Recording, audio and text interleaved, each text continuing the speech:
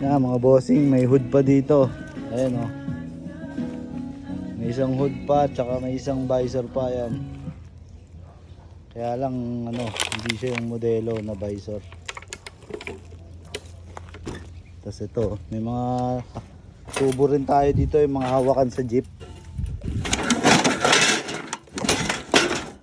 Yan, may mga visor pa. Tapos yan, mga gearbox natin, meron pa pampuso, tsaka yung ordinary ng ano, ng Isuzu. Yan.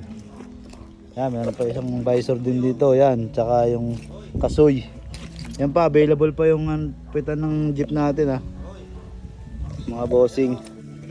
Kaya mga boss, baka kailangan nyo to, stainless yan, grills. Nakalagay ata sa bintana yan, pinangharang. Ayan mga bossing, ito pa baka kailangan nyo to. Tsaka yan, private marami kaming pinto dito ng jeep, private. Ito pa ayan, sa Binyan type. Tapos yun, may malaki pa doon, ayan mga private. Available pa yan dito mga bossing.